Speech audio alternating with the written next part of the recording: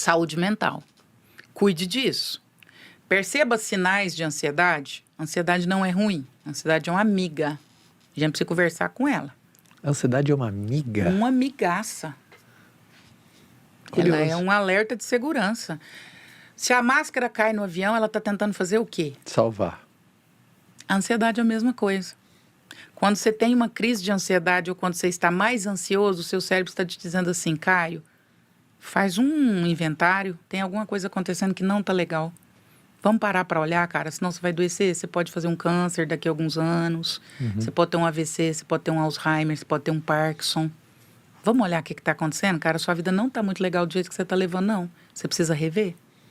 A ansiedade é um alerta. Ela não é algo para te adoecer. Quando eu já estou doente, eu tenho um transtorno de ansiedade generalizada. Aí já é a doença. Mas a ansiedade do nosso dia a dia, ela é uma informação. Tem alguma coisa que você está fazendo que não está legal. E se você não cortar, isso vai gerar problemas futuros mais graves. Percebeu os sinais de ansiedade? Outro dia, no final da tarde, eu fiquei um pouquinho ansiosa. Falei, peraí, deixa eu olhar aqui. Cheguei lá em casa, fui tomar um banho, fui para debaixo do chuveiro, falei, deixa eu ver nesse dia o que aconteceu. Deixa eu mapear aqui. Percebi que eu entrei na rede social de uma pessoa que me fez super mal. Me deixou ansiosa, me deixou com alguns... Falei, cortei, não olho mais nunca essa rede social dessa pessoa, já era. Isso aqui está me adoecendo e eu não posso entrar nessa. Eu preciso proteger minha energia. Muito bom. Então, saúde mental. Então, o quarto ponto seria a nossa saúde mental. Ah, tô tristinho. Fica atento. Isso pode ir lá para frente, desaguar numa depressão. Você tá ficando um pouco triste, você tá indo trabalhar e você não tá gostando do que você tá fazendo. A segunda-feira você amanhece, você fala, ai, que saco que eu tenho que ir pro escritório. Talvez você esteja burnoutando. Talvez você esteja entrando em burnout. Então, o que eu digo para as pessoas? Isso virou meu propósito de vida. Até porque perdi minha irmã em julho por uma questão de doença mental. Uau. Olha para isso. Não espera virar doença. Porque depois que virar doença, aí o negócio complica bem. Aí você tá na mão dos outros e aí a sua chance de dar certo é mínima. Eu vou afirmar isso. E eu falo isso em congressos de médicos e eu falo, se eu tiver errado, doutores, algum levante aí e fala que eu tô errada. No Brasil, num curso de medicina de 6 anos, nós temos 2 semestres só de saúde mental. Você acha que o médico está preparado para te receber num pronto-socorro com a urgência de saúde mental? Não. Então, não chegue nesse ponto. Sim. Se você chegar, você está à sorte. Aí, percebeu os sinais de tristeza, de ansiedade, de burnout, de melancolia, de dores generalizadas, de fibromialgia, de uma tristeza sem razão, de uma perda de sentido pela vida, uma perda de sentido por, eu gostava de sair dia de domingo, agora eu prefiro ficar mais quieto, eu gostava de estar com as pessoas, agora eu não gosto mais. Tá percebendo mudanças de comportamento? Acorda antes. Já vai cuidar antes. Se você chegar a precisar de medicação, enfim, aí você vai para uma outra esfera, aí o negócio já vai complicar bastante. É o que você falou da balancinha, né? Tem gente que não vem percebendo essa balancinha. E quando ela faz isso, aí pra você fazer isso aqui de novo, aí você passa aperto. Então é pressão, que você não vai abrir mão dela. Isso é vida, é do game, todo mundo vai ter pressão e descompressão. Tem gente que só funciona no caos? Tem, mas aí você roda no esforço, né? E aí você corre o risco de ter um problema lá na frente. Não parece que tem gente que sempre tá buscando o caos? Eu brinco, ontem eu falei sobre isso, até com meu esposo. Tem gente que parece kamikaze.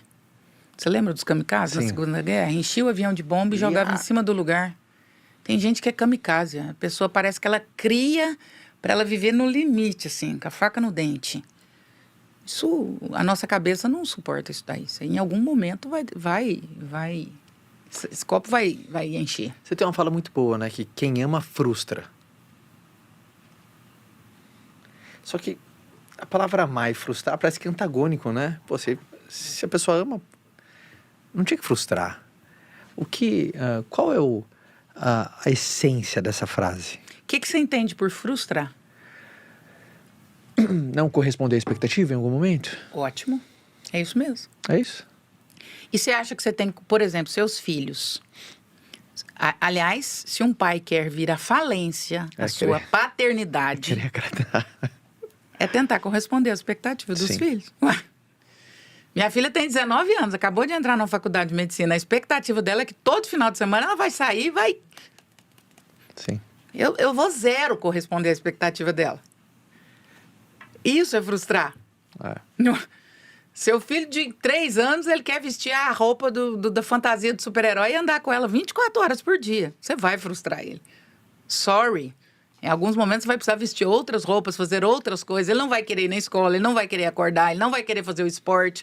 Perceba que paternidade e maternidade, ele é muito de frustrar. É. E não só, o líder também na empresa. A pessoa não sabe muitas vezes o que é melhor para ela, mas eu sei, eu já passei por algumas... Quer dizer, eu sei não, né? Eu tenho uma chance maior de saber.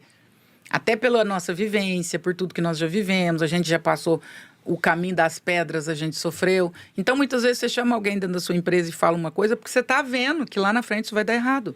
E você precisa frustrar. E por que a gente tem tanto desafio com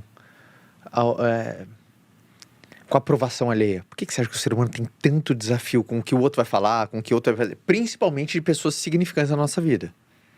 Por que você acha que é um desafio para o ser humano? Porque a gente quer ser amado. E a gente dá a vida por isso.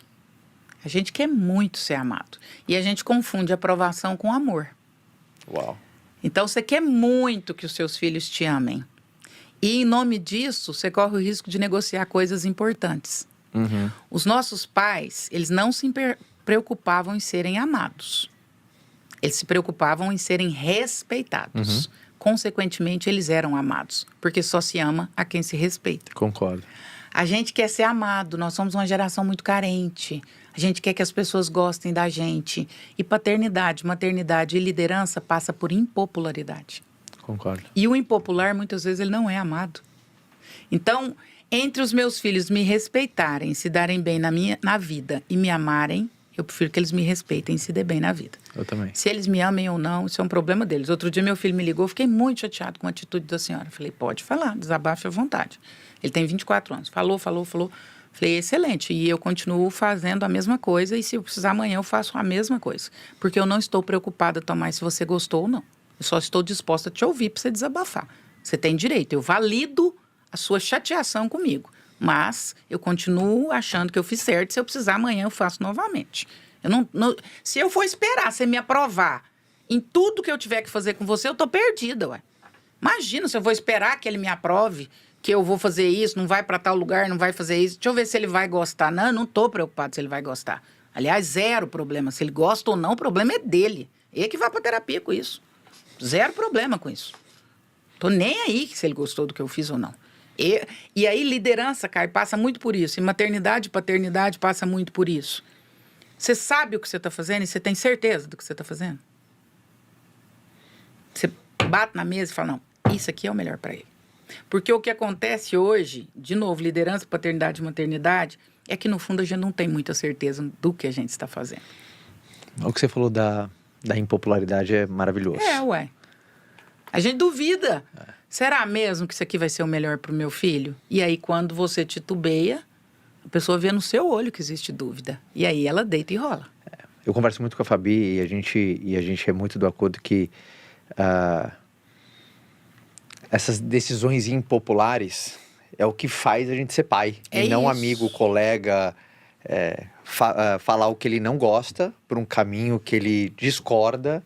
Mas é porque a minha principal função é ser pai. Se eu conseguir ser amigo do meu filho, ótimo. Boa. Mas amigo ele pode ter um monte, pai ele só tem eu, pô. É exatamente isso. Eu falo isso com a Fabi, né? É exatamente Eu isso. chamo meu filho de amigão, né? Mas, o Theo, quando a gente tá brincando de alguma coisa, né? Mas eu lembro que quando eu comecei a chamar ela de amigão, eu falei assim, Theo, vem cá. Papai te chama de amigão quando a gente tá brincando junto. Mas entenda, eu sou teu pai. Não sou teu amigo. Papai vai amar ser seu amigo, mas eu preferi sempre ser seu pai em primeiro plano. Exatamente. Porque amigo ele vai ter um monte.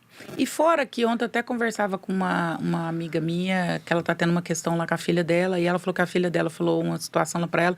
Falei, tá errado. Isso aí ela deveria ter falado pra amiga dela, não era pra você. No momento em que ela fala pra você, ela gera umas preocupações em você desnecessárias. O Theo precisa viver certas coisas que ele tem que contar pros amigos dele. Sim. Porque se ele contar pra você, você vai ter um frio na espinha. Ele precisa viver, é necessidade dele viver. Só que ele tem que compartilhar isso, é com um amigo dele, ele não pode te gerar essa preocupação. Então, não dá para ser pai, amigo, não dá para ter tudo nessa vida. Então, se tiver que fazer escolhas, escolha a paternidade, a maternidade, a liderança, ela é mais importante. O que você acha que é a maior pedrinha hoje no sapato das pessoas em relação à saúde mental? Fala assim, Caio, aqui geral tá tropeçando. A maior pedrinha, assim, pensando nessa leitura aí de saúde mental, pensando ainda naquela nossa fala, né, autoconhecimento, eu acho que as pessoas se conhecem muito pouco. Quando eu me conheço pouco, eu tenho N problemas. Você imagina um boneco, ou sei lá, um arquétipo de alguma coisa, vazio por dentro. Qualquer coisa cabe. Imagina um boneco de plástico, que não tem conteúdo, ele é vazado. Se eu ponho Coca-Cola, serve. Se eu ponho água, serve. Se eu ponho nada, serve. Se eu ponho outra pessoa dentro, serve. Então, qual que é o grande gap da saúde mental hoje? É que a gente não está preenchido por quase nada. E aí a gente sai sendo preenchido por qualquer coisa. Nossa, isso é muito forte. Te dar um exemplo simples. Se eu não sei quem eu sou, eu fico muito refém do seu olhar. E se você falar alguma coisa, eu saio daqui arrasada. E você pode destruir minha carreira, inclusive. Eu preciso estar muito cheia de mim mesma. Isso vale para a minha maternidade, isso vale para a minha empresa, isso vale com os meus sócios, isso vale com meu esposo, isso vale com as pessoas que me olham no Instagram e que elogiam ou que me descem o cacete. Se eu estou muito cheia de mim, e isso não é vaidade, pelo contrário, é estar preenchido de si mesmo, eu não sou vulnerável. A nossa vulnerabilidade, ela parte do fato de que a gente não está preenchido com quase nada. Tem uma música da Adriana Calcanhoto que diz assim, eu perco o chão, eu não acho palavras, eu ando tão triste, eu ando pela casa, eu perco a hora, eu chego no fim, eu deixo a porta aberta, eu não moro mais em mim. Quando você não mora mais em você, você é casa vazia, e casa vazia é ocupada por rato, por mendigo, por bicho, por sujeira, por aranha, por... Aí a pergunta, né? Como se encher de si? A gente precisa morar na gente. Imagina você como uma casa. Sim. Tem um cômodo lá que é pai. Quem é o Caio pai? Qual foi o pai que o Caio teve? Visita essa paternidade. Não, meu pai foi um cara massa, mas ele teve alguns gaps aqui. Esses eu não quero ter, cara. Isso aqui eu quero preencher assim, assim, assim. Mas eu também não quero desonrar a minha origem. Meu pai foi massa pra caramba. Eu quero trazer isso daqui pros meus filhos. Você já encheu o quarto pai. Agora eu vou lá no quarto esposo. Cara, eu vejo um monte de esposa aí que é umas drogas. Eu não quero ser assim. Eu quero honrar minha esposa. Eu quero que meu filho olhe para a forma que eu relaciono com a mãe dele e ele entenda que é assim que relaciona com as mulheres. Eu quero que meus filhos tratem a irmã deles como eu trato a mãe deles. A relação que os meus filhos entendem com uma mulher e que eles constroem com uma mulher é a relação que eu ensino. Visitei o cômodo pai. Agora eu visito o cômodo corpo. Cara, eu tô satisfeito com esse corpo que eu tenho aqui, eu tô gostando, esse corpo é funcional, esse corpo me leva para onde eu preciso, eu quero viver 90 anos, esse corpo vai dar conta de me levar, esse joelho, essa perna, esse coração, esse pulmão. Você percebe como você vai visitando os cômodos dessa casa e preenchendo? E quando eu faço isso, eu não tenho tempo para cuidar da vida dos outros, né? Porque eu tenho muito cômodo para cuidar. Quem fica o tempo todo a serviço de avaliar o outro, está aos pedaços. Menos em si mesmo. Essa é a questão. Sabe aquela expressão que você só coloca pra fora o que tem excesso lá dentro? É uma verdade? A boca fala do que o coração tá Eu cheio. acredito muito nisso, sabia? O Freud falava assim, quando você me fala, quando Pedro me fala de Paulo, eu conheço mais Pedro do que Paulo. Quando você me olha na rede social e me julga, não é sobre mim, é sobre você. É sobre o que eu te provoco. As pessoas estão muito incomodadas, é muito engraçado. Eu gravo um vídeo e o vídeo dá um engajamento gigantesco. Mas eu coloco uma foto e ela dá... Eu postei uma foto em Uberlândia e vim para São Paulo. 45 minutos depois, essa foto tinha 3 milhões de views. E mais de 30 mil comentários. Das pessoas incomodadas com o quanto eu emagreci. Não pode ter emagrecido desse tanto. Isso é canetinha, isso é IA, tem muito Photoshop. Caminhão de comentário. Isso não é sobre mim. Isso definitivamente não é sobre mim. É sobre o que eu te provoco. Porque quando minha magreza te incomoda, eu estou atestando a respeito do quanto você não cuida de você. Quando a minha suposta beleza te incomoda, ela está dizendo sobre você. Se eu faço tratamento de saúde ou não, isso provoca em você. Não é sobre mim, é sobre você. Você está olhando para mim, mas eu estou te provocando algo em você. E aí, de novo, passa por saúde mental, porque nós que temos visibilidade, se não tivermos isso muito claro, a gente confunde as coisas. Uhum. E a gente começa a achar que é sobre a gente. E aí a gente adoece. Eu gosto muito de uma história e eu conto ela muito. Que é uma metáfora, né? Porque Jesus entra em Jerusalém no domingo de Ramos e as pessoas começam a gritar, Messias, rei dos judeus, balançar o ramo e tal. Validando Jesus depois de tanta coisa que ele realmente era o Messias. E aí tem uma metáfora que brinca que Jesus entrou no lombo de um burro, né? E é verdade mesmo. Mas aí a metáfora brinca que quando começaram a gritar Messias, aleluia, Hosana, o burrinho levantou a cabecinha e começou a rir, né? Satisfeito. E aí Jesus bate nele e fala, calma, burrinho, não é com você, é comigo, é sobre mim, não é sobre você. Nós que temos exposição, nós somos só o burrinho de Jesus. Não se confunda. Não se confunda, senão você vai quebrar sua cara. Você vai adoecer. O dia que você se confundir, tranca dentro da sua casa e fica quieto. Você vai se ferrar. Você vai acabar com a sua saúde mental. Se você achar que é sobre você, você vai acabar com a sua saúde mental. Eu vejo pessoas ascendendo e descendendo na mesma velocidade. Artistas, jogadores, influencers, por confundirem tudo. Não é sobre você. Do jeito que subiu, desceu. As pessoas gostam. Ah, eu gosto de você. Gosta, mas você pouco me conhece. Você gosta do meu conteúdo. E se algum dia eu pisar na bola, você vai me execrar com a mesma velocidade. Você gostou de mim? Se eu gostei de você? Não. André, pra você, qual que é a definição de felicidade? Porque a gente busca saúde mental, porque no final das contas, eu acho que todo ser humano quer ser feliz. É difícil fazer uma pergunta pra alguém, cara, você quer ser feliz? Não, não quero. Não. Tem gente que faz força pra não ser, né? Mas, de uma pergunta direta, eu acho que todo ser humano tem um desejo de ter... Não, e se alguém falar que não quer, tem problema, ué. Tem alguma coisa errada. Mas pra você, qual que é a definição de felicidade? O que é felicidade pra você? Você falou bem, pra mim. Porque felicidade é muito subjetivo, né? Exato. O que é pra mim não é pro outro. Pra mim, felicidade é paz. Se a minha vida financeira me traz paz, eu sou feliz. Se o meu casamento me traz paz, eu estou feliz. Se a minha carreira me traz paz, eu estou feliz. Se as minhas amizades me trazem paz, eu estou feliz. Tudo que tira minha paz é muito caro. Qualquer coisa. Uau. Qualquer coisa que tira minha paz é caro demais. Então, para mim, felicidade caminha junto com paz. Se não me traz paz... Então, por exemplo, eu respeito muito a minha intuição, eu vou chamar de intuição. Se o meu coração não me pede, cara, eu não faço mesmo. Você pode me oferecer 50 milhões, eu não faço. Se eu não sentir paz, não. Não faço mesmo. E eu gosto muito de quando Jesus morreu, depois que ele ressuscita, todas as aparições dele, a primeira fala dele era que a paz esteja com vocês. Então, o grande sinal da presença dele era a paz. Então, para mim, eu só decido se eu estiver em paz. Porque ali tem a vontade de Deus para minha vida, que é boa, perfeita e agradável. Se eu não estiver em paz, mas não há o que faça eu fazer. Não há o que faça eu fazer. Então, para mim, felicidade é paz. Então, às vezes, a gente vai fazer algumas coisas, que seja negócios, enfim. Tem coisa que eu chego de cara e falo, pode tocar. Aqui tem Deus aqui.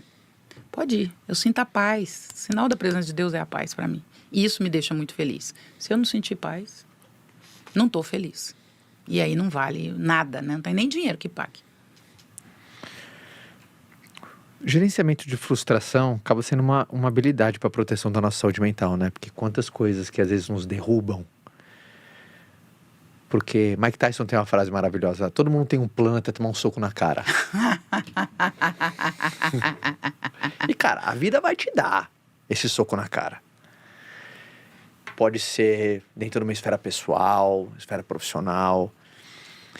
E para você, qual que é a melhor forma de lidar com as decepções? Por exemplo, cara, aceita o luto ali, é importante, tem que chorar, chora. Ô, bicho, um dia levanta a cabeça e bola pra frente, ou no como que pra você é? Quando a vida te dá um soco na cara, O que você faz? Eu calculo. Conte mais. Eu sou muito estoica, né? Tá. As coisas, pra mim, na minha cabeça, funcionam como uma calculadora. 2 mais 2 tem que dar 4. Você é assim? Super. Que bom. Sou super estoica. A vida me deu um soco na cara, eu vou pensar assim, eu consigo continuar lutando, esse soco me derrubou e eu tenho que sair de cena, senão vai ficar feio. Eu calculo aqui o que vai acontecer e qual que é a melhor opção. Você digere o soco. Eu faço a digestão, mas eu planejo, eu mensuro, até porque eu vim muito do mercado corporativo, né? A retomada. Talvez nem a retomada, talvez a retirada. Entendi. Eu planejo o próximo passo. Então, assim, as coisas na minha cabeça, elas são muito calculadas. Eu demoro alguns dias para tomar uma decisão. Eu não sou uma pessoa que toma uma decisão assim. Eu demoro alguns dias, às vezes, para tomar algumas decisões, porque eu planejo. Mas quando eu chego a tomar uma decisão, eu já pensei, inclusive, nas 4 possibilidades que vão acontecer depois daquilo e como que eu vou reagir a cada uma delas. E se desse tempo para você se permitir não tomar uma decisão, entre aspas, sentindo algo? Por exemplo, toda vez que você toma uma decisão com raiva, não é você que decidiu ali. Né? Então, você se dá esse tempo para você... É aquela decisão que não é influenciada por um sentimento de momento? Eu dou esse tempo para eu tomar a melhor decisão e para eu não passar vergonha. Tá. Eu gosto da história da luta que você trouxe do Mike Tyson. Todo mundo tem um plano até tomar um murro na cara.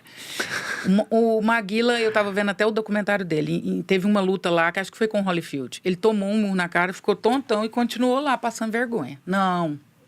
Disfarça, finge que caiu, simula um nocaute. Cara, simula um nocaute, sai de cena. Sim. Então, assim, eu respiro e falo, peraí, deixa eu ver aqui o que eu vou fazer. Todo mundo tem um plano. Olha que loucura. Vou dar um exemplo bem prático. Nós estávamos no nosso primeiro lançamento de produto digital. Tá. Nós íamos lançar o produto dia 19 de junho. Dia 16, a minha irmã falece, na minha frente. Nossa, que duro, hein? Dor. Mulher gigante, forte, bonita, malhada. Tem uma crise de pânico e não sai dessa crise de pânico. Esse é o soco na cara que você não tem mais o plano. Cadê o plano? Ou eu sento, choro e nem sei quantos meses eu demoro para me recompor disso tudo. Uma mãe de 80 anos para eu cuidar, várias coisas acontecendo. A minha carreira começando, as coisas acontecendo naquele momento. Ali é sentar, respirar e recalcular a rota e falar, todo mundo tem um plano, até tomar um murro na cara. Acabei de tomar um, e agora? Uhum. Eu preciso sentar aqui e ver o que eu vou fazer. Não dá para agir pelos sentimentos, porque se eu agir pelos sentimentos, eu corro o risco de fazer coisa errada. O nosso cérebro, ele trabalha sob 2 hemisférios, né? Das emoções e da razão. As emoções, elas turvam muito a razão. O cérebro do lado direito, ele funciona 5 segundos antes. Então, a gente toma decisões muito inconscientes. Uau, não sabia. Foi capa de 5 revistas científicas. O lado direito do cérebro funciona 5 segundos antes. Foi, inclusive, sobre vendas isso, essas capas. As decisões de compra, elas são emocionais, não são racionais. Então, a razão justifica, a emoção decide. Nossa, tem uma frase clássica, né? A gente compra na emoção e justifica nos fatos. É isso. Se eu me deixo tomar pelas emoções aqui do momento, eu tomaria decisões muito burras. Então, eu preciso deixar a minha emoção baixar, para minha razão, de novo, voltar a conversar. Por isso eu dou esse tempo. Para eu deixar aqui, ó, a serotonina, ocitocina e dopamina baixar, para as duas empatar e eu tomar boas decisões. Ali, o que eu precisava fazer? Cara, eu tô com um momento importante da minha carreira. Talvez isso, inclusive, ajude a minha família toda. Minha irmã morreu na porta do hospital. Nós estávamos decidindo, meus irmãos. Eu não tenho dinheiro para pagar o velório, o outro nem eu, o outro nem eu, o outro nem eu, o outro nem eu. Eu falei, graças a Deus, tenho. Acabei de acontecer uma situação boa, profissional, e agora eu posso ajudar vocês todos. Então, ali eu tinha que tomar decisões inteligentes, inclusive para ajudá-los. Então, ali era o momento de pensar, friamente pensar no plano B. O que eu fiz? Fizemos tudo que tinha que ser feito, inclusive dessa parte logística. Falei, façam o melhor, cuidem da melhor forma, vamos fazer o que nós tivermos que fazer.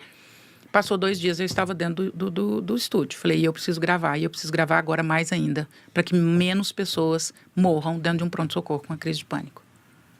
Então, agora eu preciso transformar isso num propósito de vida. Se isso já era importante para mim, agora isso ficou 10 vezes mais importante. Então, todo mundo tem um plano até tomar um murro na cara. Tomou um murro, recalcula. Aqui eu caio, eu simulo um desmaio, eu continuo lutando, não, dá para ir ainda. O que você vai fazer com isso aí? Então, recalcula a rota. Senão, esse murro te destrói para sempre, você nunca mais se levanta. O que é determinante para uma pessoa? Talvez não seria bem essa palavra, tá? Mas porque eu acredito que os nossos propósitos de vida, eles vão mudando ao longo do caminho. Sim. Coisas que às vezes nos motivava quando a gente começa uma caminhada, não é coisa que motiva no meio dela. E às vezes quando você tá no final, fala assim, nossa, olha, eu tinha esses desejos no começo. Como que eu faço para ter a manutenção do meu propósito? Que para mim, muito. Minha mãe falava isso, filho,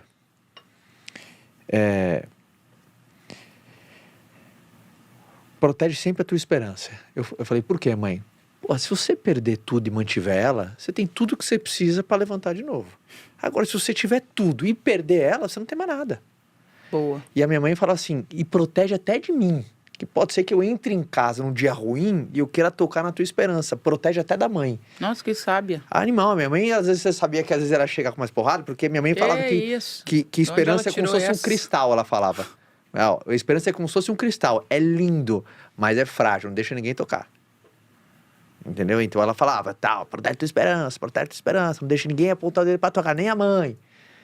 Então meio que, minha mãe era mais explosiva, assim. Então quando ela tava calma, parecia que ela dava um sistema de autodefesa até contra ela. Uma vacina. Uma vacina, né? E eu gravei isso muito pra mim. Pô, proteger minha esperança. Como que você acredita no mundo que a gente vive? Como é que a gente protege a nossa esperança? Porque, pô, a gente abre o telefone, a gente liga uma TV, a gente fica desacreditado. Né? Então, as notícias nos bombardeiam a todo momento. Qual o seu jeito mais? Porque, para mim, muito da nossa esperança está ligado com a saúde mental. Para mim, esperança, um cara muito esperançoso com o futuro, com a vida dele, com os relacionamentos. Cara, esse cara vai me dar bem, pô. Como proteger a nossa esperança? Para mim, proteger a nossa esperança tem muito a ver com automotivação. Eu não acredito em motivação. Eu acredito em automotivação. Por que eu não acredito em motivação? Motivação, motivo para a ação. Como que eu vou dar motivo para suas ações? Quem tem que dar isso é você. Como que a gente protege a nossa esperança? Entendendo que ela é responsabilidade nossa. Nossa, muito bom. Então, isso são ações no nosso dia a dia. Isso são ações no nosso dia a dia. Lá atrás, qual era o meu propósito? Você falou muito e você falou bem. Ele muda. O meu, por exemplo, esse ano mudou muito. Esse ano eu quero transbordar na vida das pessoas. Haja visto que Deus me deu até a tampa. Então, eu preciso transbordar. E eu preciso proteger isso mesmo. Porque se eu não protejo, eu me perco dessa história toda e dessa esperança. Sim. É se guardar, é olhar para você, ver aquilo que é precioso para você. E sua mãe foi muito sábia. Eu é que aprendi com essa história. É guardar aquilo que é precioso para você e deixar que nada macule. Muitas vezes, se a gente for olhar para fora, a gente sofre. Se for, Madre Teresa de Calcutá fala isso belamente. Belamente no poema. Ela diz assim, as pessoas são incoerentes. Ame-as assim mesmo. Elas vão falar mal de você. Trabalhe por elas assim mesmo. Você verá que no final das contas, nunca foi entre você e as pessoas. Sempre foi entre você e Deus. Uau. É sobre isso. É sobre isso, sim. Eu protejo a minha pensando sobre isso. Todos os dias eu coloco a minha cabeça no meu travesseiro e pergunto, foi o que o senhor esperava? Bati as suas expectativas? Porque se eu for fazer baseado num monte de coisa, eu já teria desistido. Eu já teria desistido. Tem muita gente na arquibancada torcendo contra. Tem muita gente doidinho para ir contando no relógio, assim, vamos ver em quanto tempo cai. Se você fosse se prender nisso, a sua esperança, ela quebra rápido. Rápido. Se for por dinheiro, ela também quebra rápido. Se for pelas pessoas, ela também quebra rápido. Então, a gente precisa ter uma autoconsciência e um autocuidado e uma clareza do seu propósito de vida. Eu estava em Balneário Camboriú a semana passada fazendo uma palestra E conversei com uma mulher que ela é dona de um hotel, ela é gerente de um hotel. E ela tem um filho espectro autista nível 2 de suporte. Difícil, com muitas questões. E o hotel dela realmente é inclusivo. Porque no Brasil se fala em inclusão, mas não é inclusão, é aceitação. Uma coisa é você aceitar autista no ambiente. Outra coisa é ter um ambiente preparado para um autista. Um hotel que tem uma cozinha onde a mãe pode acessar a cozinha e fazer a comida específica para ele na textura que ele come. Isso é inclusão. E ela me falava sobre isso e a gente conversando, ela pediu que eu fizesse uma entrevista. Eu falei, claro, tá aí, é de presente para você, tá feita. E aí no final ela falou assim, doutora, a senhora falou tanta coisa importante e eu tenho uma associação de mães que têm filhos do espectro autista. Será que a senhora não vinha aqui? Eu coloco 400 mães no hotel, a senhora não faria aqui uma imersão para essas mães, ajudaria tanto na saúde mental delas, quanto a senhora cobraria? Eu falei, o quanto eu cobraria você não pagaria. Eu vou vir aqui sem você pôr R$1 no meu bolso. Eu preciso muito ajudar vocês. Eu preciso muito estar com vocês.